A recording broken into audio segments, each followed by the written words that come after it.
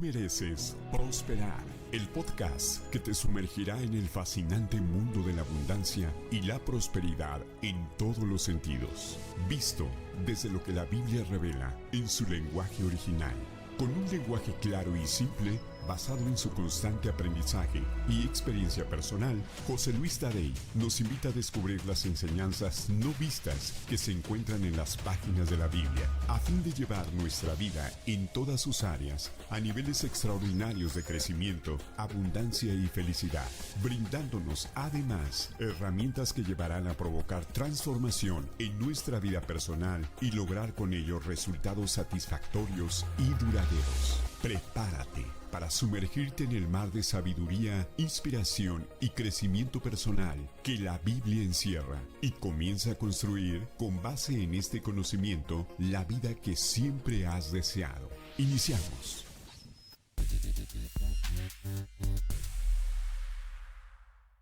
Tú mereces. ¿Qué tal, amigos? ¿Cómo están? Un gusto saludarles desde la Ciudad de México, la bella Ciudad de México, y un gusto saludarte, José Luis. ¿Cómo estás? Muy bien, Obed, muy bien, muy contento de estar nuevamente aquí. La semana pasada anduvimos de viaje y, por cierto, cada vez que salgo de viaje, pues platico con mucha gente, hablo de la parte financiera, veo qué opinan, qué dicen, cómo viven, y sigo sacando detalles muy interesantes que siguen comprobando lo que decimos. Lo que decía Salomón también, en el barbecho de los pobres hay abundancia de pan, pero se pierde por falta de juicio. Y esto lo pude comprobar en este viaje, pero bueno, hay tantas cosas que platicar de los viajes que he hecho, incluso de los viajes que hice anteriormente, que no he tenido la oportunidad de meterlos aquí al podcast porque hay tanto de qué hablar, pero que sin duda son enseñanzas muy importantes que debemos de revisar, porque esa es la realidad por la cual mucha gente está en condiciones financieras deplorables, endeudados y todas esas cosas que no es lo mejor para ellos. Así es. Y yo quisiera invitarles a que hagamos juntos este programa. De hecho, voy a estar compartiendo con ustedes todo lo que nos estén escribiendo, incluso preguntas, todo. Así que comencemos. Muy bien, bueno, pues vamos a hacer un repaso de lo que vimos la vez anterior. Empezamos a hablar acerca de lo que es la integridad en el manejo del dinero. Y mencionaba yo que una meta por la cual la gente no trabaja, y se lo preguntaba yo a una persona, incluso en Chihuahua, una de las ciudades que recorrí, yo le preguntaba lo que les he dicho aquí, ¿y por qué trabajas? Y era una persona de buena posición me dijo, pues para vivir, para pagar las cuentas. O sea, siempre esa es la respuesta. Y la vez pasada empezamos a ver que el motivo por el cual hay que trabajar realmente es para lograr libertad financiera. Hemos sido llamados a libertad, pero libertad en todos los sentidos. En todos los sentidos. Y uno de ellos es la libertad financiera.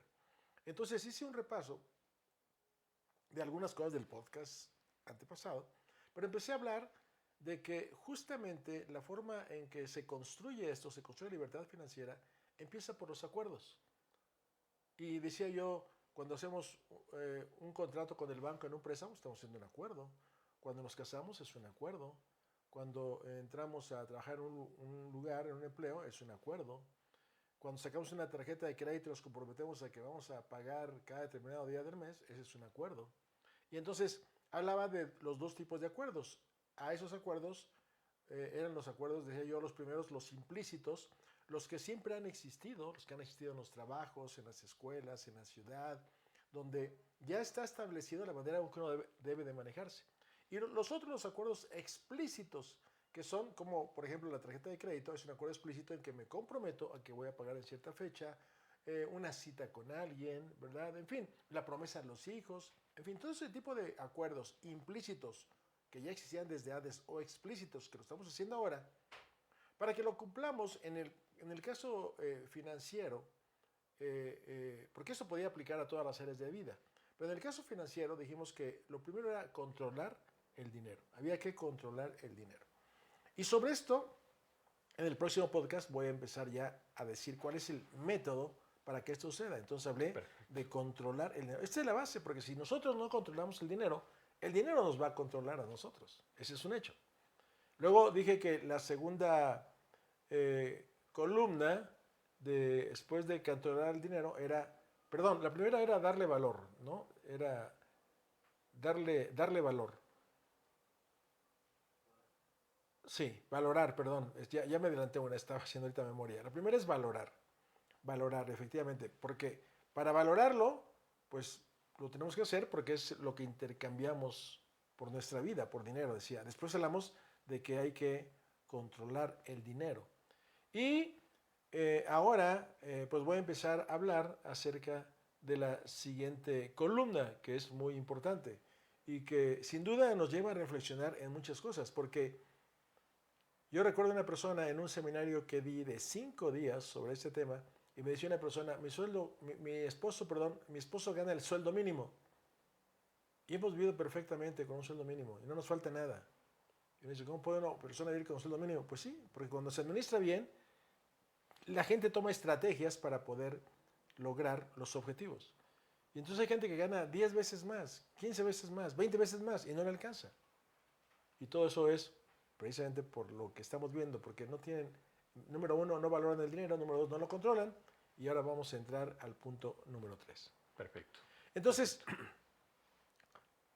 quisiera empezar diciendo que si lo analizamos en mayor o menor grado, a lo largo de los años todos hemos avanzado en nuestra vida personal. Si vemos lo que éramos o teníamos 15 o 20 años atrás y en lo que nos hemos convertido o lo que tenemos hoy, lo que hemos avanzado ha sido gracias al espíritu del que fuimos dotados por Dios. La función de nuestro espíritu es que logremos expandirnos. Actúe en nosotros para que seamos productivos, que buscamos progresar haciendo de la mejor manera las cosas, trabajar mejor, vivir mejor, que estemos fructificando, multiplicando, sojuzgando y señoreando la tierra tal como fue la orden dada desde el principio. Sin embargo, millones de personas han renunciado a este derecho y privilegio de tal manera que en lugar de señorear la tierra administrando esta herencia divina, han actuado y siguen actuando contrariamente a las instrucciones dadas por Dios, prefiriendo vivir con escasez y esclavitud financiera derivado de las creencias disfuncionales heredadas que se siguen pasando de una generación a otra, contradiciendo, repito, las profundas verdades bíblicas que son el fundamento de este conocimiento. Como sabemos, el fundamento constituye el principio de todo. Es la base de donde emana todo lo demás. Si nosotros pensamos en un edificio, ¿qué es lo que ponemos? Pues el fundamento, sí, el cimiento, ¿verdad? Sí. Si nosotros queremos crear una familia con valores, pues ese es, y en bienestar, pues lo primero es eso, establecer los valores, establecer el fundamento. Si nosotros queremos avanzar económicamente, pues también existe un fundamento. Entonces, por eso las enseñanzas bíblicas que comparto, lo hago yendo a las raíces del lenguaje original. Ese es mi fundamento. Perdón, ese es mi fundamento. Porque lo que se lee en nuestro idioma no es el original. El original proviene del lenguaje hebreo antiguo. No quiero decir con esto que la traducción sea errónea, no. Lo que quiero hacer ver es que no expresa la idea completa de lo que se quiso decir originalmente por la siguiente razón. La escritura original de los libros o de la Biblia fue hecha en ideogramas, símbolos que en su estructura expresan una idea o concepto muy amplio, sin palabras o frases que lo expliquen. Por el contrario, nosotros utilizamos un alfabeto para formar palabras con las que luego expresamos una idea. Entonces, cuando las enseñanzas de Salomón se tradujeron al español, la idea original se tradujo con tan solo una palabra, porque si se hubiera traducido toda la idea completa, se hubieran escrito muchísimas páginas más, y así, en general, en toda la Biblia. Es decir, esto hubiera sido un volumen, así como la antigua enciclopedia británica, aquella de 19, 20 volúmenes que existían en la antigüedad cuando no existía el Internet. Y es que, precisamente la palabra escudriñar, que viene del hebreo hakar, es un ejemplo. En la traducción al español solo se utiliza este vocablo, pero en el lenguaje original, hakar tiene un significado mucho más amplio. Es decir, hakar, que es la palabra original, y escudriñar tiene un significado mucho más amplio. Significa penetrar, examinar íntimamente, buscar, descubrir, explorar bien, informar, inquirir y preguntar. Y esto nos da una idea completa del significado que esta palabra tiene. Y como este ejemplo, hay muchísimos más que han dejado ocultos muchos significados importantes e instrucciones clave que, pues por esta razón procuro mostrar, escudriñándolos desde las raíces del lenguaje original. El objetivo es llegar al fondo de la enseñanza sin juicios ni creencias preestablecidas, con el fin de que consigamos penetrar, examinar íntimamente, buscar, descubrir, explorar bien e informarnos. Y si aún hay duda, inquirir y preguntar. Porque cuando lo hacemos desde este fundamento, desde el lenguaje en que las enseñanzas bíblicas fueron originalmente escritas, entonces podemos comprender el significado real de la enseñanza. Entonces, para soportar y reafirmar lo que enseñé en el podcast anterior, voy a mostrar lo que el rey David, padre de Salomón, escribió en el libro de los Salmos en su capítulo 8, versos 5 y 6, refiriéndose a la creación y propósito del ser humano. Sobre esto él dijo: lo coronaste de gloria y de honra, refiriéndose al hombre. Le hiciste señorear sobre las obras de tus manos. Todo lo pusiste debajo de sus pies. Sobre este pasaje ha habido millones de enseñanzas alrededor del mundo a lo largo del tiempo y muchas millones de veces más ha sido leído. Sin embargo, no ha sido comprendido en toda su profundidad, como tampoco lo que vimos la vez anterior en lo que dice Génesis 1:28 y que no voy a repetir, pero que tiene que ver con esto que voy a mostrar hoy. Miren, desde la antigüedad la corona ha sido símbolo de realeza, de liderazgo, de investidura y encargo de gobernar. Estas 4 cosas han sido clave en la gente que ha sido coronada por alguna razón, como rey o por algunos otros motivos. Y precisamente hoy, el hombre o mujer a quien se corona se le reconoce autoridad, poder, dignidad y conexión con lo divino.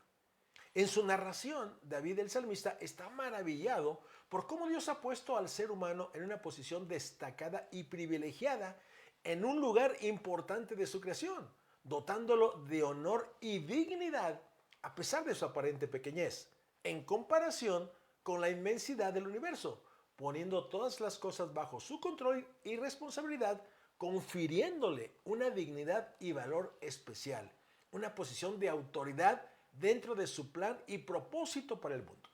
Y eso es lo mismo que vimos la vez pasada en Génesis 1:28. ¿Lo recuerdas, Obed? Sí. Es lo mismo que vimos. Es decir, cuando dijo señoreen sobre las bestias del campo, sobre los peces del mar, sobre las aves del cielo. Y explicamos lo que significaba señorear. Y aquí lo vamos a ver nuevamente. Entonces, vamos a irlo analizando. La frase, todo lo pusiste debajo de sus pies, es categórica. Refleja autoridad y dominio. Y muestra que el ser humano ha sido designado como el administrador y el gobernante de la creación terrenal. Y cuando hablo del ser humano, en ellos estamos incluidos ustedes y yo. Por lo tanto, tenemos la responsabilidad de cuidar, proteger y administrar el mundo natural que Dios creó. Lo que nos toca administrar en el medio en que estamos. Quien renuncia a este privilegio estará cayendo en el papel del tercer hombre de la parábola de los talentos, quien fue condenado por no haber cumplido con la tarea que se le había encomendado. En síntesis, el verso escrito por el rey David hace notar que somos la principal obra, la más alta de la creación de Dios, la corona de todo lo que Él creó. Y es importante reconocerlo y vivir conforme a su designio, porque quien renuncie a este privilegio y no administre la riqueza que ha sido puesta en sus manos, como en la parábola de los talentos, aún lo que tiene le será quitado y le será dado a otros que sí son capaces de hacerlo. ¿Cómo ves, Obed? ¿Cuál es tu opinión? Que ya lleva intrínseco un juicio y que nos da respuesta a por qué muchos entonces no han sabido reproducir la riqueza. Tal vez porque la tuvieron en un momento en las manos y lo que hicieron fueron pues nada más gastarlo, ¿no? Exactamente. Entonces, si seguimos analizando lo que David dijo, no hay nada en este planeta que se asemeje a nosotros, ni nada que posea el potencial enorme con que fuimos dotados. Desde el momento en que nuestro embrión se formó, nos fueron dadas facultades sin faltar, dice la misma Biblia, una de ellas, que no fueron dadas a ningún otro ser viviente sobre la tierra, porque fuimos hechos conforme a la imagen y semejanza de Dios, con el objetivo de que durante nuestra jornada en esta tierra podamos cumplir nuestra misión como administradores de la riqueza que Él creó, lo cual queda demostrado en el significado que encierra el lenguaje original de esta enseñanza. Y, como lo he dicho y lo voy a repetir, vamos a escudriñarlo, vamos a ir a la profundidad, voy a irlo mostrando por partes. En la primera parte del verso, David dice, lo coronaste de gloria y de honra. La palabra gloria, cuya raíz hebrea es kabod, significa sentir peso. ¿Recuerdan que la vez anterior vimos algo similar? Ahí expliqué lo que sentir peso significa desde el contexto de otro pasaje. Aquí hay un significado similar. Solo cuando sentimos peso por llegar a la verdad, podemos analizar, reflexionar y vivir desde este privilegio que nos fue dado con el único fin de llegar a la vida abundante que está disponible para todos. También gloria significa, en sentido bueno, que es una forma de expresar que algo se percibe de manera positiva o favorable. Esplendor. Esplendor es la cualidad de la persona o cosa que ha alcanzado su máximo desarrollo o su máxima perfección. También significa copiosidad, que significa abundancia de una cosa. Otro significado es honor, porque quien vive con honor vive con dignidad. Significa poder, que es la facultad que se tiene para mandar o ejecutar una cosa. Y majestad, el aspecto o condición de una persona que despierta admiración y riqueza. Y finalmente, riqueza, la abundancia de bienes y objetos valiosos. Todo esto significa esta palabra. Qué interesante, ¿no? Pero además sigue diciendo, fuimos coronados de alabanza. ¿Qué es la alabanza?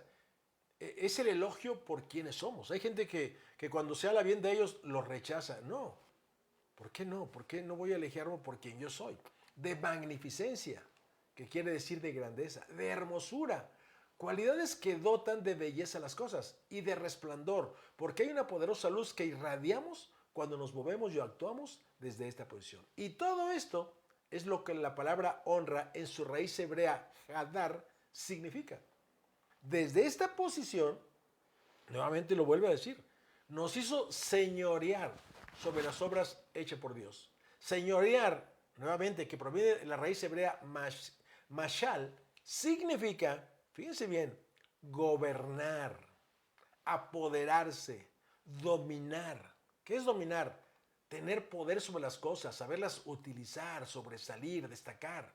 Y regir, que quiere decir dirigir y es sinónimo de gobernar. Y finalmente reinar, que quiere decir tener predominio, superabundancia, autoridad, cuantía. Y ser Señor, ser enorme, grande. Todo esto es lo que David estaba diciendo cuando se refirió al ser humano, a ustedes y a mí. Y en cuanto a su palabra original, es masé, que significa bienes, cosa hecha, hacienda. La hacienda es el conjunto de bienes y riqueza que se poseen.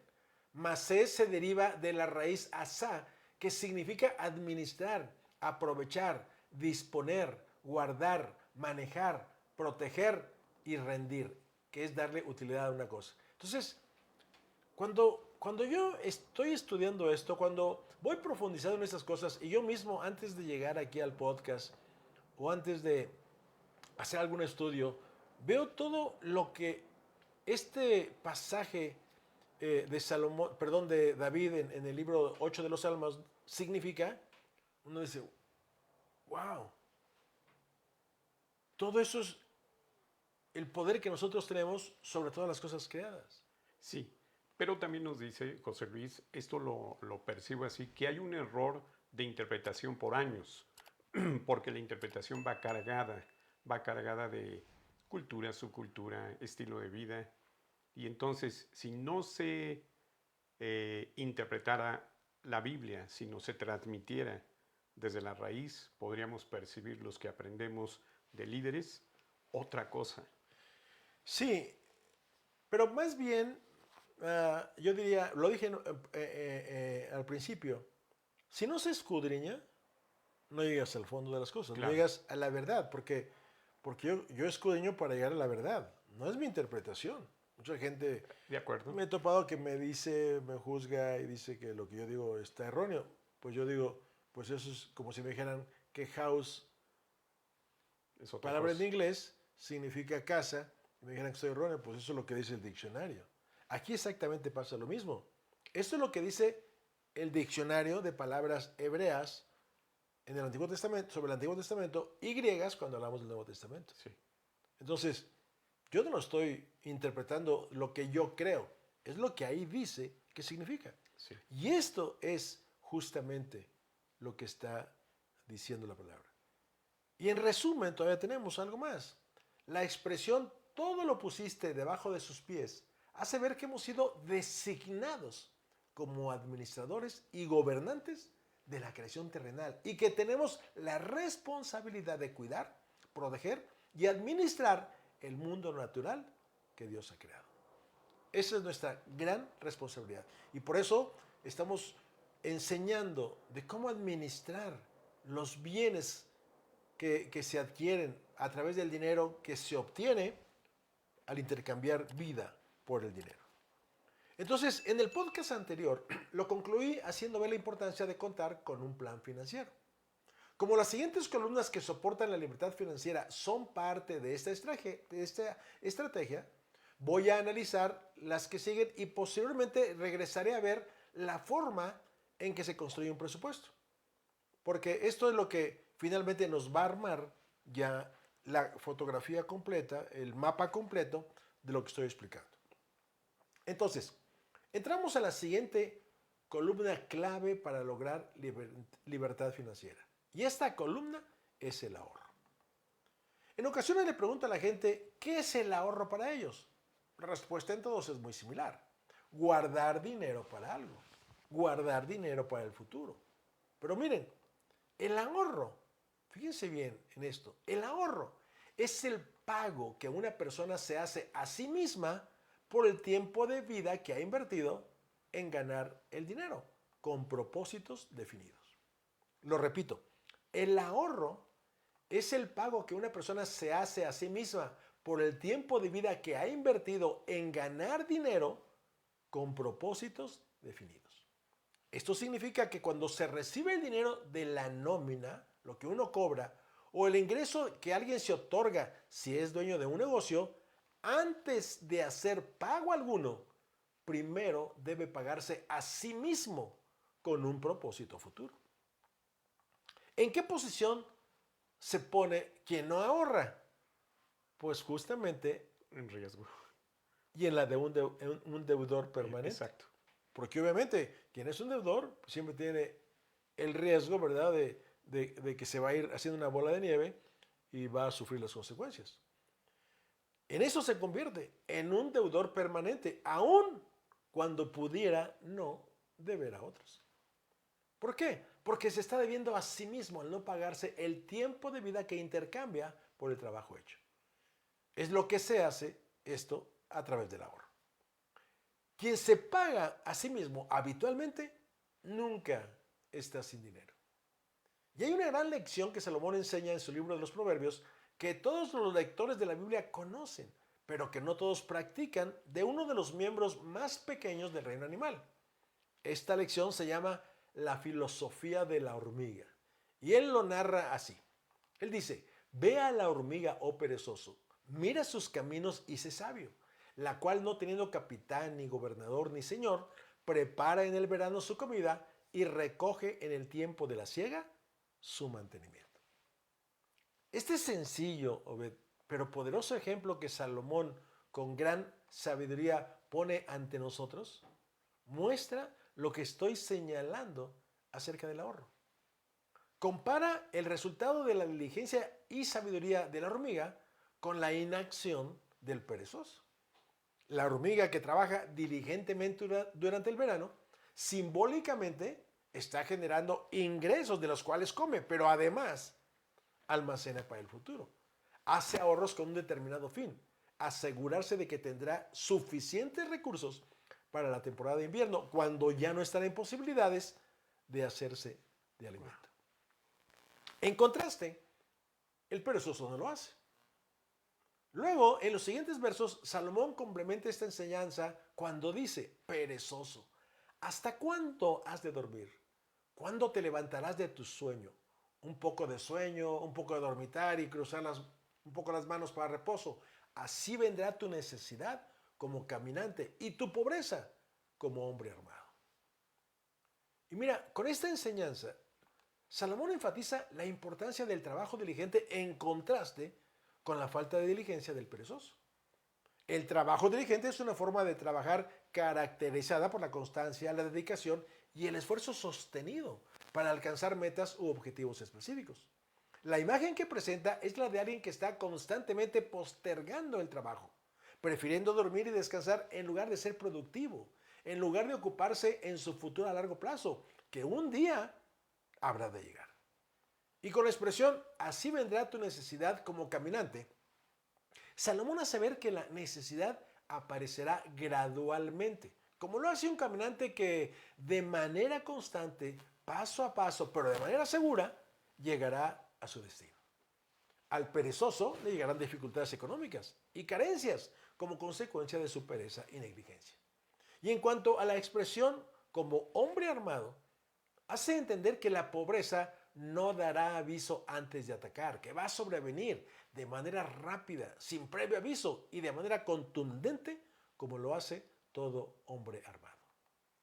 Por la misma razón, porque ha sido negligente en su responsabilidad de trabajar y ser productivo, no pensando en el largo plazo. Ahora, recordemos también la fábula de la hormiga y la cigarra. Estas son historias, recordarás, que nos contaron desde niños, las famosas fábulas de Esopo. Porque la hormiga se pasaba todo el verano almacenando alimentos, la cigarra, mientras tanto, cantaba y saltaba sin preocupación alguna por el futuro e incluso se burlaba de ella. Pero cuando el crudo invierno hizo su aparición, la cigarra, sin recursos para alimentarse, fue atrapada por el hambre y murió. Y la hormiga tuvo un invierno de abundancia. Hay un dicho que dice: puedes ser joven y no tener dinero, pero no puedes llegar a viejo y estar sin él. Y aquí es donde podríamos nosotros comparar estas alegorías que nos presenta tanto Salomón como esa fábula de Esopo. Salomón también lo dice así: todo hombre prudente procede con sabiduría, mas el necio manifestará su necedad. Y estas poderosas enseñanzas están relacionadas con el trabajo y el ahorro y muestran lo que le sucede a aquellos que por pereza en el actuar no tienen conciencia de lo que significa antes de. Antes de gastar, págate a ti mismo. Ahorra. ¿Y cuál es la objeción? Es que lo que gano apenas me alcanza. ¿De dónde voy a ahorrar? Antes de hacer algún pago, págate a ti mismo primero. Ahorra. La objeción: antes de ahorrar, primero quiero salir de mis compromisos. ¿Qué pasa? Que no sucede en el tiempo. Y justamente Jim Rohn, un hombre ya fallecido que inspiró la vida de muchos, contaba una lección que aprendió de su mentor cuando le dijo: si tuviera más dinero, podría hacer mejor las cosas. Su mentor le respondió: no, la respuesta es al revés. Si hicieses mejor las cosas, tendrías más dinero. Pero la palabra clave es antes de. Antes de. Ahora bien, hacer mejor las cosas empieza por pagarse a sí mismo a través del ahorro cada vez que recibimos nuestros ingresos, antes de lo que sea. Pero como aparentemente la gente tiene necesidades más apremiantes que interponen en su camino hacia la libertad financiera, se ponen al último de la fila de los que hay que pagar.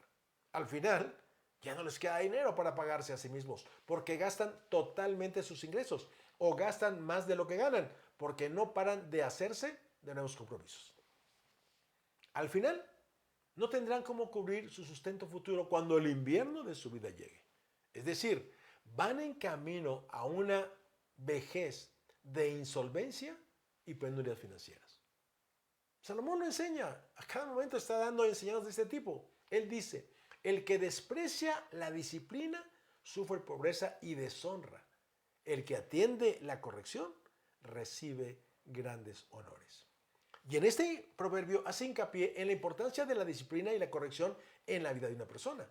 Porque aquellos que ignoran la disciplina, es decir, que evitan corregir sus errores, aprender de sus fracasos o seguir un camino de mejora personal, seguramente enfrentarán dificultades y carencias en sus vidas, llevándolos a problemas financieros, profesionales, personales o espirituales, así como a una pérdida de respeto y reputación.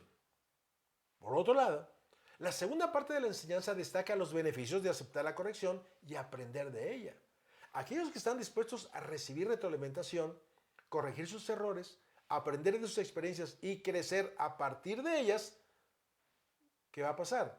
Pues son más propensos a alcanzar sus objetivos. Y esta actitud de humildad y apertura hacia la corrección puede conducirlos a recibir reconocimiento, respeto y honor. Millones de personas no ponen su voluntad en ahorrar y lo que sí hacen es poner su voluntad en endeudarse.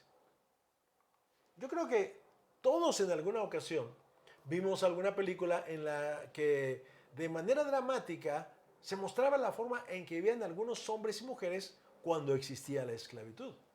Eso fue un flagelo para muchos y hoy, por la intervención de diversos grandes líderes, la esclavitud física ya no existe. Sin embargo, en las últimas décadas ha surgido un nuevo tipo de esclavitud que somete como antaño. A ella, inconscientemente, se han sometido millones de hombres y mujeres. No me refiero al tipo de esclavitud física involuntaria que se vivía en el pasado. No, esa ha quedado atrás, porque hoy la esclavitud física involuntaria ha dejado su lugar a una nueva forma y mejorada de esclavitud que, a pesar de que también flagela, increíblemente, ahora es voluntaria. Me refiero a la esclavitud de las deudas. La esclavitud de las deudas. Y es precisamente la necesidad y la ignorancia financiera lo que ha llevado a muchos a la insolvencia y esclavitud económica. Lo han hecho quienes se han endeudado irresponsablemente por encima de su capacidad económica. Porque quien quiera que mantenga una deuda permanente se debe a que ha gastado más de lo que gana. Con ello se han sometido a pagar un tributo mensual, el cual está representado en los intereses. Salomón lo enseñó también y dijo, los ricos son amos de los pobres, los deudores son esclavos de sus acreedores. Y aquí su enseñanza destaca la importancia de manejar responsablemente tanto la riqueza como las deudas, porque en caso de no ser así, va a influir en la libertad, independencia y bienestar económico de las personas. Es cierto, desde los tiempos antiguos el crédito o préstamo ha formado parte del panorama económico, pero también desde ese tiempo a la deuda se le ha considerado como una forma de esclavitud. Y por eso Salomón lo mencionó. Hace 3000 años lo mencionó como tal. El que le debe a alguien es esclavo de quien le ha prestado. Pero hay algo más. Quien se convierte en esclavo de las deudas, en consecuencia, se convierte en esclavo del dinero y como resultado, también se convierte en esclavo del trabajo. Explico por qué. Quien está atrapado en una situación de deudas, a su vez está atrapado en un ciclo interminable de trabajo para pagarlas, ya que la obligación financiera que tiene requiere un esfuerzo constante para mantenerse al día con los pagos. Necesita trabajar largas horas, tomar otro trabajo a veces, o incluso sacrificar tiempo de la familia, momentos de ocio o de desarrollo personal, para poder generar los suficientes ingresos que le permitan hacer frente a sus deudas. ¿Y qué está haciendo esto? Limitando su libertad y capacidad para elegir cómo emplear su tiempo y recursos para dedicarlos a otras actividades. Se ha convertido en un esclavo del trabajo y siente su opresión. No solo eso, el estrés y la ansiedad asociados a la carga de sus deudas afectan negativamente su calidad de vida y su salud mental. Y como no avanzan y su insolvencia financiera es permanente, la deuda que los ha debilitado también los lleva a perder claridad mental. Salomón lo dijo así: tanto fatiga a los necios el trabajo que ni aún saben por dónde ir a la ciudad. Y miren, en la primera parte de estas enseñanzas, Salomón hace ver que el trabajo excesivo agota y es perjudicial, independientemente de su capacidad intelectual. Y la segunda parte enfatiza cómo el agotamiento causado por el trabajo excesivo lleva a la incapacidad de encontrar una dirección o un camino claro hacia lo que quiere lograr. En este contexto, ir a la ciudad simboliza cualquier meta o destino que una persona pueda tener en mente, pero que no sabe cómo llegar. Porque el agotamiento extremo causado por el trabajo le impide que vea con claridad. Su mente está ensombrecida por la situación permanente en que vive. ¿Y cuál es el principal factor que está detrás de quien mantiene una deuda permanente? Sus malos hábitos de consumo, que han puesto por encima de sus necesidades reales, llevándolos a vivir en el círculo vicioso de la deuda que se mantiene con más dinero, más deudas, más dinero, porque cuando tienes más dinero gastan más, haciéndose de nuevas deudas y así sucesivamente. Pero no son conscientes de la raíz de su problema, de su falta de orden financiero, porque no han recibido educación en este tema. Y aquí precisamente, Obed, hago énfasis en lo que he venido diciendo. Cada líder, cada padre, cada director debería de asumir la responsabilidad a través de la paternidad, que ha sido nuestro tema central, de enseñar estas cosas. Sí, De determinante. ¿Sí? Recuerdo en un podcast anterior que estuvo Rosy con nosotros, ¿te acuerdas? Rosy es una persona que trabaja conmigo. Es una persona pues, que ha hecho sus ahorros, que invierte, se acaba de ir a Argentina, ¿verdad? Fue a una parte de Brasil. Y uno dice, ¿cómo es que puede lograr esas cosas? Pues porque ha seguido estas pautas, porque ha seguido este consejo. Y cuando nosotros entendemos esto y empezamos a aplicarlo, lo primero que quiero decir que esto no es una varita mágica. Porque hay personas que cuando escuchan estos temas dicen, no les interesa. ¿Por qué no les interesa? Porque hay que hacer algo decidido, responsable, con determinación. No, ellos prefieren ver algún video que diga cómo hacerse millonario en un mes, ¿sí? Cómo hacerse rico en semanas, cómo alcanzar tus sueños en 10 lecciones. ¿Y qué es lo que sucede? Que es gente que solamente la están engañando. Porque eso no va a suceder. No va a suceder. Eso es algo que solamente a través de la constancia, de las buenas decisiones, de las buenas acciones, es como se va a lograr. Sí, claro. Sin duda el cambio de mentalidad es básico. Pensar, como lo dijiste tú, cómo funciona desde con palitos y todo el dinero, cómo funciona, ¿no?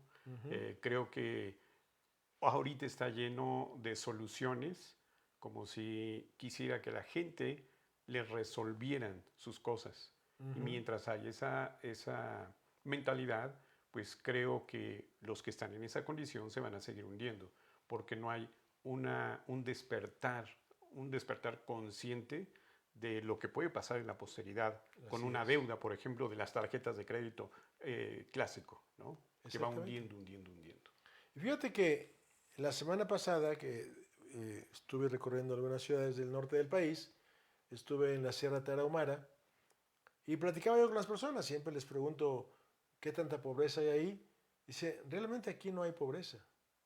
Y menos ahora que el gobierno le ha dado a tanta gente pues dinero porque tienen hijos que van a la escuela, porque son chicos que están sembrando árboles, porque ya son de 65 años a más, porque son madres solteras.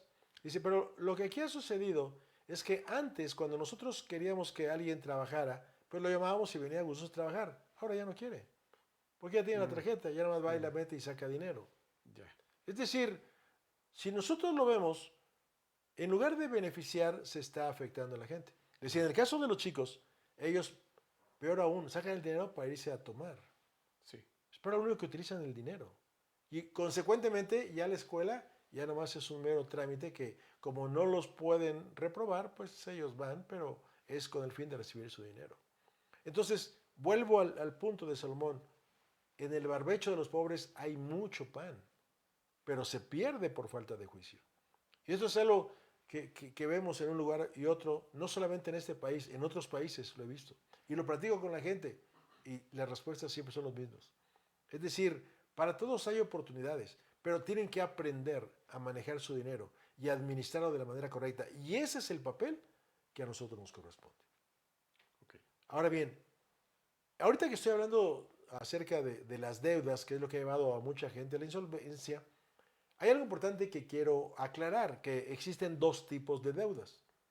Las deudas malas y las deudas buenas. Y es importante conocer la diferencia entre unas y otras.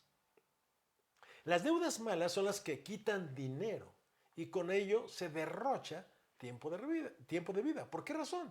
Porque recuerden que intercambiamos vida por dinero.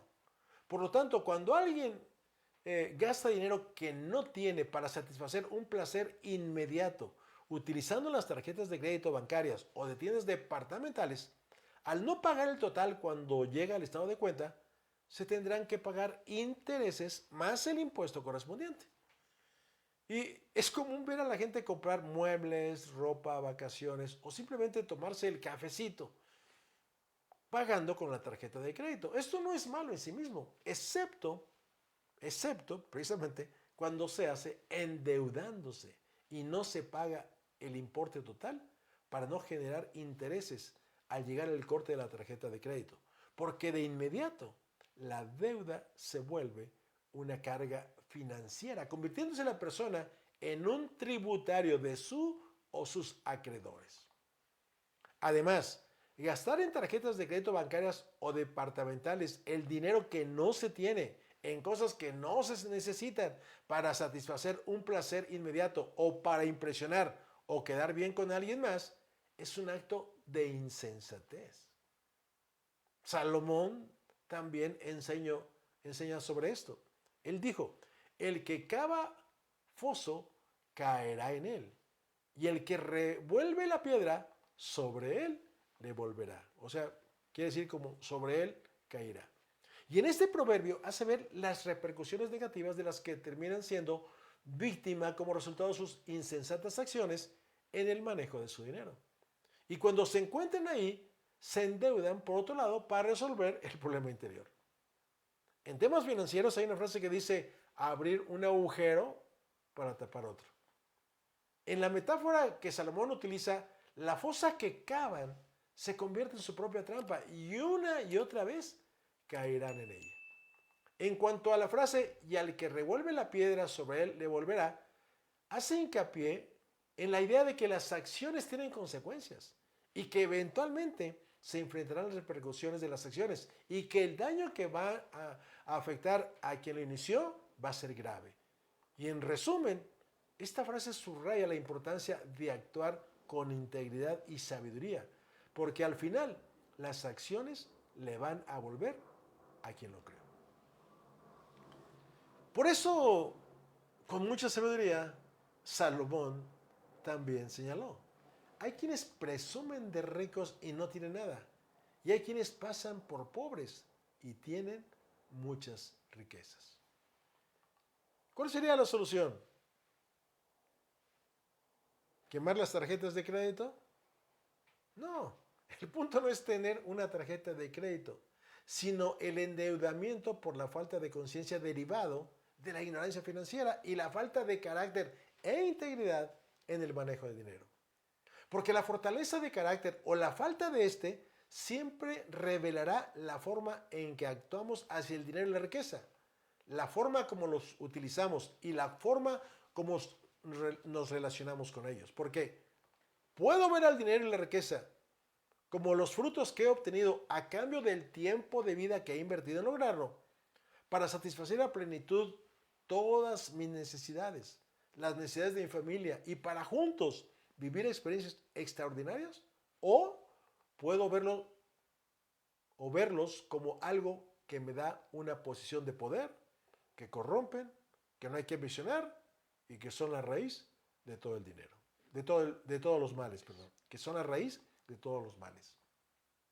Puedo ver al dinero y la riqueza como algo valioso y que debo administrar con sabiduría y multiplicar, lo que dije en un principio. Estamos para señorear, para administrar.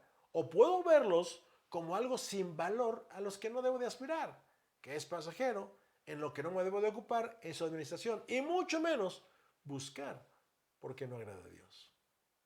Puedo ver al dinero como una herramienta que contribuye a la educación de mis hijos y a la de otros, y a mí me da la oportunidad de crecer por los cursos que puedo pagar para mi crecimiento. O puedo verlos con el afán de posesión desmedida, con el único objetivo de satisfacer el deseo insaciable de acumular para tener más.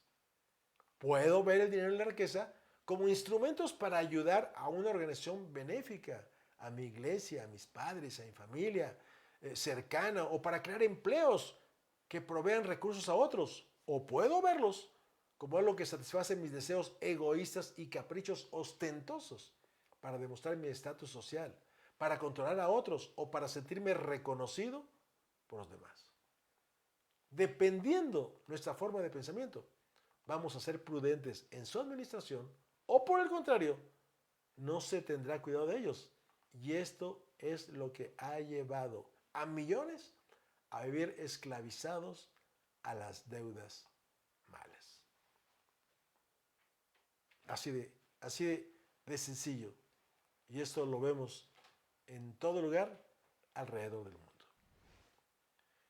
Hay una historia que conté en algún podcast pasado y la voy a volver a repetir porque para los que si no la escucharon, la conozcan y porque encaja perfectamente en lo que estoy diciendo. Es la historia de una chica que vivió el fallecimiento de su madre en un accidente automovilístico por un camión que destrozó su auto. Como era madre soltera y la hija todavía era una adolescente, no pudo cobrar los miles de dólares productos del pago del seguro, sino hasta que cumplió los 18 años. Pero cuando recibió el dinero, lo primero que hizo la chica fue irse a comprar un auto nuevo. 2 años después, la chica fue nuevamente a la agencia de autos y cambió su vehículo usado por otro nuevo.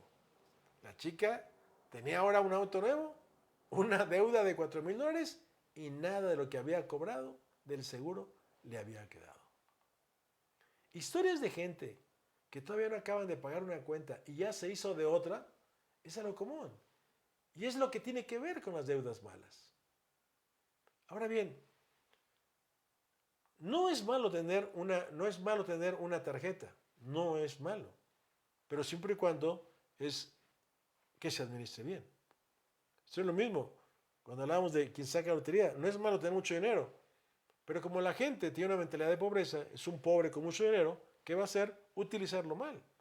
Y es lo que hace mucha gente con las tarjetas de crédito. Las utilizan mal porque no tienen educación financiera. Y entonces se ven envueltos en una serie de problemas posteriores y se vuelven esclavos.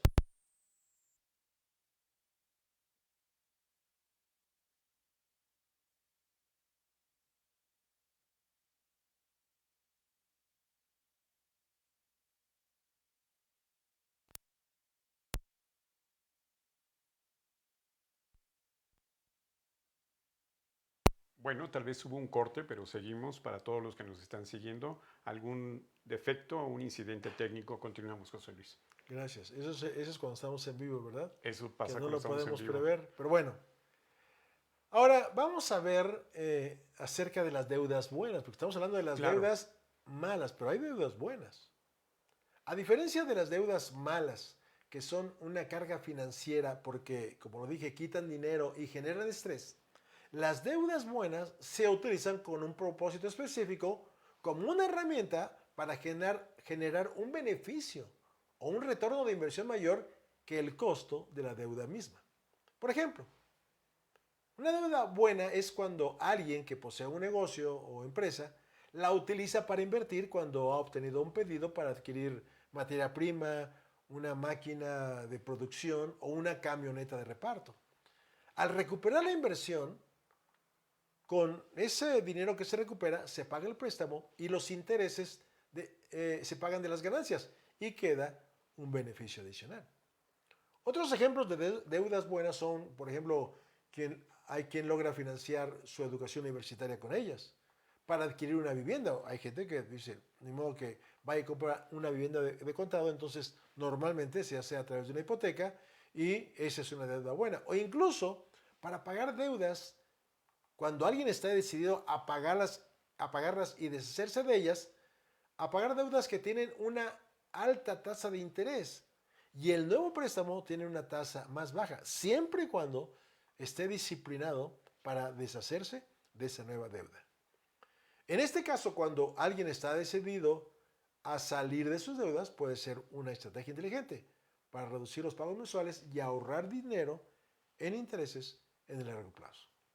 Eso lo voy a explicar con más detenimiento en el siguiente podcast, pero lo que quiero hacer ver ahora es que hay que tener una mirada inteligente hacia las deudas, porque la gente que crea riqueza se hace de muchas más deudas que la clase media pobre, pero son deudas que se consideran estratégicas o justificadas, porque producirán beneficios en el corto, mediano o largo plazo.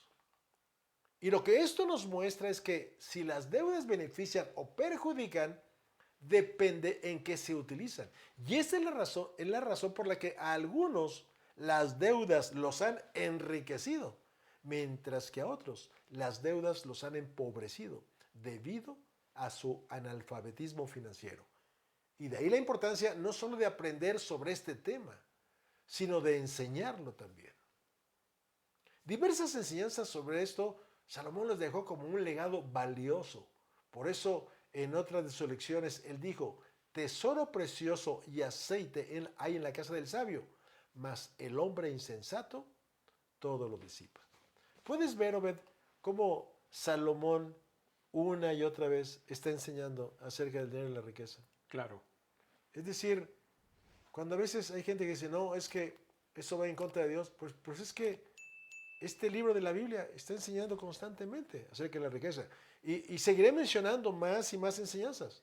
Lo curioso que es el llamado continuo que él hace es hacia el análisis, o sea, hacia pensar. Porque, por ejemplo, dice, o sea, un llamado hacia la conciencia. Si vas a hacer esto, piensa en esto.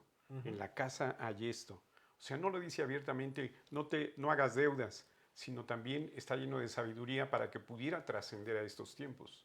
Exactamente. Y fíjate, aquí en esta expresión que acabo de mencionar, con esa frase de tesoro precioso, Salomón hace ver que las bendiciones y la prosperidad vienen como resultado de utilizar los principios de la sabiduría financiera. Y le suma el aceite porque en la antigüedad este estaba relacionado con diferentes usos simbólicos. Por ejemplo, el aceite estaba presente en el contexto de ceremonias especiales, ya que se utilizaba para ungir a los reyes. Lo mismo se hacía con los sacerdotes y con los objetos sagrados que había en el templo, por ejemplo. Con ellos se simbolizaba la autoridad y el respaldo de Dios sobre quienes estaban siendo apartados para un propósito especial. También era considerado un recurso valioso y esencial como fuente de alimentación y salud y además símbolo de la presencia y bendición divina manifestada en prosperidad y en abundancia. Y bueno, ahí pongo algunos textos, como en este último, el caso de la viuda de Sarepta, ¿no? Donde estaba ahí el aceite que no se acababa. Ahí estaba la bendición y la prosperidad manifestado en este óleo. Sí. Y esto, señala Salomón, es lo que hay en la casa del sabio, quien con esta frase expresa la idea de que cuando la sabiduría y la prudencia son apreciadas y aplicadas en la toma de decisiones y en la conducta, traen consigo bendición y prosperidad. En el lado contrario, el insensato, al carecer de prudencia o sabiduría, actúa de manera imprudente o necia, malgastando o derrachando el fruto de su esfuerzo o endeudándose, como ya lo he dicho, de manera irresponsable, totalmente incapaz de considerar las consecuencias futuras de sus acciones. Por esta razón, también Salomón enseñó: los pensamientos del diligente ciertamente tienen la abundancia, mas todo el que se apresura alocadamente, de cierto va a la pobreza. Y en esta enseñanza, la frase los pensamientos del diligente muestran la mentalidad de aquellos que consideran las acciones en sus finanzas antes de ejecutarlas, antes de llevarlas a cabo, antes de gastar. No actúan impulsivamente, planean sus gastos y reflexionan con anticipación las consecuencias de sus decisiones. Y esta mentalidad diligente los conduce a una administración eficaz de sus recursos y a resultados positivos en su vida financiera, evitando el desperdicio y el endeudamiento negativo. Y comprender esto es muy importante. Por lo tanto, hay algo clave que se debe conocer y considerar. En mayor o menor grado, todos tenemos metas y muchas de esas metas, para cumplirlas, se requieren, obviamente, de dinero. Sin embargo, la mayoría desconoce que hay dos tipos de metas: las metas instrumentales y las metas finales. Y voy a explicarlos. Las metas instrumentales, como su nombre lo indica, tienen una función como tal. Sirven para el logro de una meta posterior. Un ejemplo de meta instrumental es quien se esfuerza, pues, por ejemplo, por obtener un título universitario. El logro de esta meta es un paso intermedio en el camino hacia el logro de otros objetivos mayores. Estar preparado para desempeñar una función y para facilitarse la obtención del empleo donde va a desarrollarla. Pero este objetivo tampoco es la meta final. El empleo también se convierte en una meta instrumental, porque su fin es consolidar en el tiempo un patrimonio a través de sus ingresos o, yendo más allá, lograr en el futuro libertad financiera. Y en este proceso, quien lo desea empieza a diseñar sus metas finales. Las metas finales están relacionadas con experiencias ligadas a vivir con plenitud. Por ejemplo, formar una familia y contribuir con su desarrollo, viajar juntos, contribuir con otros con los dones que poseemos o dejar un legado. Es decir, producir un impacto significativo en el mundo que nos toca vivir, que perdure más allá de nuestra propia vida. Puede ser a nivel personal, influyendo positivamente en la vida de las personas que nos rodean. A nivel sociedad, contribuyendo al bienestar y al progreso del mundo que nos toca vivir, transmitiendo valores y principios a las generaciones futuras, o construir y preservar una herencia familiar que genere empleos permanentes y una herencia inmaterial en el nivel espiritual. Como pueden ver, las metas instrumentales y las metas finales están relacionadas, pero las instrumentales difieren en su naturaleza y en su relación con las metas finales, donde el propósito último de estas, la realización más importante que se busca, es la de trascender, dejando una huella en el mundo, como lo han hecho muchos hombres y mujeres. Ahora, si lo analizamos, la gran mayoría se enfoca en las metas instrumentales, creyendo que si las logran, serán felices y estarán satisfechos o plenos. Y aunque las metas instrumentales son útiles, la vida no gira en torno a obtener un título universitario, a conducir cierto tipo de automóvil o a lograr cierto nivel de vida. Sin embargo, muchos están obsesionados con ellas pensando que al lograrlas estarán felices. Pero cuando las logran, tiempo después, pierden sentido, así que van en busca de otras que los hagan felices. Y así continúan una tras otra, tras otra, tras otra, siempre sin parar. Entonces, no, es que cuando yo tenga mi carrera voy a estar feliz. Obtienen la carrera y no lo son. Cuando tenga mi casa y no lo son. Cuando tenga mi carro, no lo son. Cuando me case y no lo son. Cuando tenga mis hijos y no lo son. Porque no entienden que estas son solamente metas instrumentales. Y precisamente el inconveniente de las metas instrumentales, cuando son las únicas que se persiguen, es que llevan a gastarse la vida en la búsqueda de ellas, perdiéndose del verdadero valor de las metas finales. Porque aunque una persona puede lograr, entre comillas, éxito, al final todo eso careció de valor si en el proceso se dañaron relaciones familiares o de amigos que eran significativas, si se dañó la salud, el tiempo de calidad, si se careció de paz. Es decir, viviendo lo puramente material por encima de los valores y sin considerar también las necesidades y prioridades espirituales. Entonces, teniendo claro esto, vuelvo al dinero. El dinero es una meta instrumental. Porque el bienestar personal en todos los sentidos no está relacionado ni se mide por el tamaño de nuestra cuenta bancaria.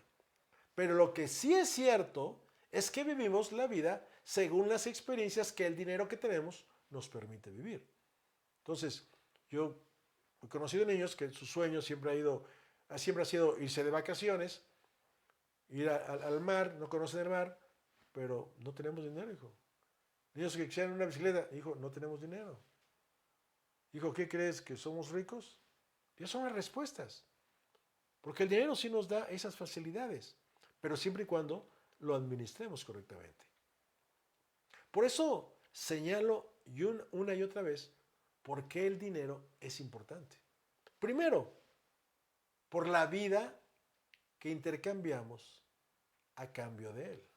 Segundo, porque su manejo demanda administrarlo con sabiduría. Y tercero, porque al hacerlo, si lo hacemos bien, nos facilita el logro de las metas finales. Metas que están alineadas con el cumplimiento de nuestro propósito. Y que, en consecuencia, también lo están con nuestra felicidad, que son las verdaderas metas finales, las cuales están comprendidas en tres grandes categorías que les voy a mencionar. La primera de ellas, la vivencia de experiencias humanas extraordinarias. ¿Qué significa esto? Significa experimentar momentos o situaciones que trascienden lo ordinario y tienen un impacto significativo en nuestra vida, porque están cargadas de emociones intensas y recuerdos duraderos que se quedan en nosotros para siempre. Si yo volteo hacia atrás en la historia de mi familia, puedo tener muchos de esos recuerdos, tanto de mis padres conmigo como yo con mis hijos. Y esas experiencias fueron posibles porque había economía. Y las seguimos disfrutando porque hay economía. Ahora, si les preguntara a ustedes, ¿cuáles son las experiencias humanas más hermosas que podrían disfrutar? Que podrían disfrutar. Cada quien desde sus circunstancias de vida podría nombrarlas. Por ejemplo, para quien tiene una familia podría ser proporcionarles una vida digna, con calidad en cada área de vida, acompañada de armonía, de paz, de comprensión y de amor.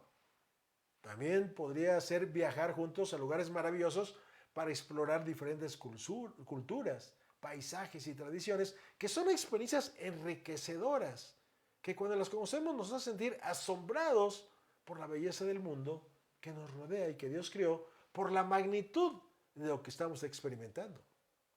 Para los hijos, una educación académica de excelencia o hacer realidad alguno de sus sueños. Para quien vive en soltería podría ser formar una familia y tener hijos, apoyar de manera económica sustancialmente a sus padres o hermanos. Por supuesto, también viajar o sumergirse en el estudio y la práctica de una habilidad o disciplina como aprender a tocar un instrumento o hablar un nuevo idioma o convertirse en experto en una materia específica. Estos son solo unos ejemplos que son sin duda experiencias maravillosas, gratificantes y transformadoras, aunque puede haber muchas más. La segunda categoría es el crecimiento continuo. Para reflexionar en esta categoría es importante considerar el objetivo anterior, porque para vivir esas experiencias maravillosas y extraordinarias, ¿qué debo aprender y en quién tengo que convertirme? ¿En qué áreas necesito desarrollarme? En una de ellas podría ser justamente en la administración del dinero. Y en esto juega un papel clave el crecimiento personal continuo. Porque el crecimiento continuo es un proceso constante, activo en nuestro desarrollo personal, profesional y espiritual. Es lo que nosotros deseamos y que nos lleva a relacionarnos de manera personal con otros a través de sus libros, a través de personas en la vida real que nos inspiran, que nos hacen ver los fracasos como aprendizajes, que nos desafían a manejar las adversidades de manera constructiva, con el fin de no verlas solamente como unos obstáculos, sino también como las oportunidades que nos van a dar crecimiento.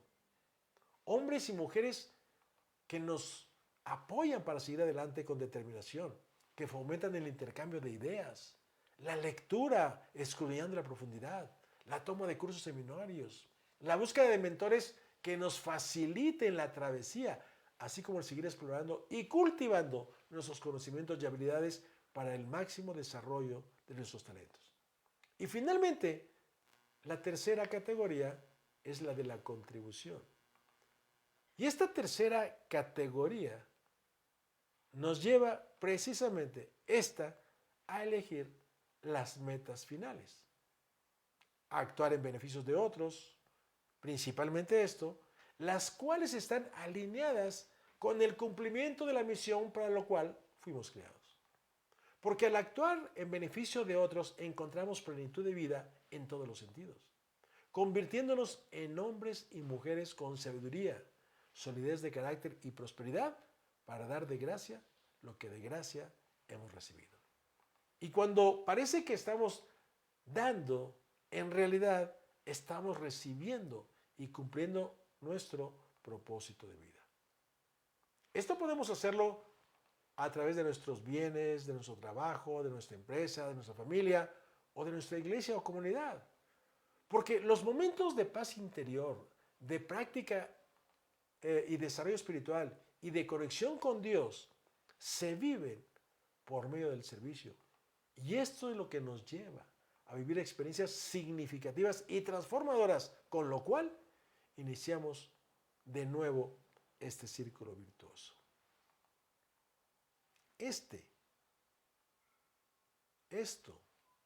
Lo que he explicado, todos estos conocimientos, conceptos, deben llevarnos a considerar la importancia de comprender la imperiosa necesidad de vivir libres de las deudas que esclavizan y a actuar administrando sabiamente el dinero para avanzar hacia la libertad financiera, dejando de lado el temor infundado de que la riqueza aleja de Dios, que a muchos no les ha permitido llegar a ser quienes deben ser. Y todas estas cosas son para reflexionar. En cada podcast hay una gran cantidad de información, una gran cantidad de información. Información que hay que volver a escuchar, que hay que asimilar, quizás hasta tomar notas. Esa es una práctica que yo hago. Yo veo podcasts de otras personas, videos en YouTube de otras personas. Primero los escucho cuando me baño, cuando me arreglo, lo estoy escuchando. Y cuando veo que hay buen material, después me siento en mi escritorio con mi computadora, pongo los videos y como si fuera un alumno, empiezo a tomar mis notas. Si alguna no lo alcanzo a tomar, me regreso, lo detengo, lo vuelvo a pasar y sigo tomando mis notas. Es decir, estoy continuamente en el aprendizaje continuo. Y esto es justamente lo que nos permite constantemente crecer y comprender las grandes verdades bíblicas. Cuando nosotros llegamos al entendimiento de las enseñanzas que Salomón, todas las que he mencionado y muchas más que voy a mencionar en el futuro, sobre el mismo tema, relacionadas con el dinero y la riqueza, nos damos cuenta que estos son instrumentos útiles, no solamente para nuestra vida, para nuestra familia, sino también para muchos más con los que podemos contribuir de mil maneras. Ahora bien, vamos a entrar ya como decía yo, ya en el plan financiero para ver las siguientes columnas, pero como se nos acabó el tiempo, pues, y esto está largo, esto lo vamos a ver en el siguiente podcast y voy a mostrar el mecanismo que contiene las metas instrumentales con el que voy a demostrar que sí se puede ahorrar y salir de las deudas y los pasos siguientes que los lleven a vivir de una manera extraordinaria. Genial. Genial. Creo que esto va a ser un recurso muy importante para aquellos que en algún momento tuvimos deudas y que nadie nos enseñó, que nadie nos dio la oportunidad de tener una referencia. Esto no lo hagas porque puede suceder esto, ¿no? Sí, y si yo volteo hacia atrás y veo los aprendizajes que tuve sobre ese tema, porque tuve que aprender, y los libros que leí sobre ese tema, cuántos errores tuve que corregir, cuántas veces tuve que llorar recordando lo que había ocasionado como por motivo de esta inconsciencia financiera, con una falta de sabiduría total en el manejo de lo que me había sido dado para administrar. Pero fue justamente eso lo que me llevó a transformarme, a corregir, y ahora podemos gozar de este bien y podemos juntos, todo el equipo, contribuir también a la vida de muchas personas. Así es, José Luis. Se me ocurre esto, creo que en algún momento lo habías ofrecido. Creo que tenemos la responsabilidad, bien lo dices, de compartirlo. Y se me ocurre que todas las enseñanzas que tienes a través de los PowerPoint, donde pueden ser retransmitidos, tal vez haya algún líder que diga, yo quiero enseñar esto. Aprendiendo, enseñando, puedo tenerlo, ¿no? Uh-huh. Entonces, ojalá puedan también solicitarlo, ¿sí? Uh-huh. Y bueno, pues me permito saludar a quienes amablemente nos siguen, nos comparten y están cada 8 días con nosotros. ¿Estamos a tiempo, mi querido Ezequiel? Sí. Ok. Y sobre todo yo quiero saludar a todos los que después del podcast nos ven. Ah, sí, son más. Y nos escriben. No, son miles de personas. Ahí tenemos las estadísticas, de repente en algunos temas 1,000 y tantas personas, en otros temas más, en otros temas menos. Pero la verdad es que son semillas que vamos sembrando, y una cosa que observo es que mucha gente, líderes de iglesia, me piden amistad porque lo quiere decir que son importantes las enseñanzas para ellos. Así es.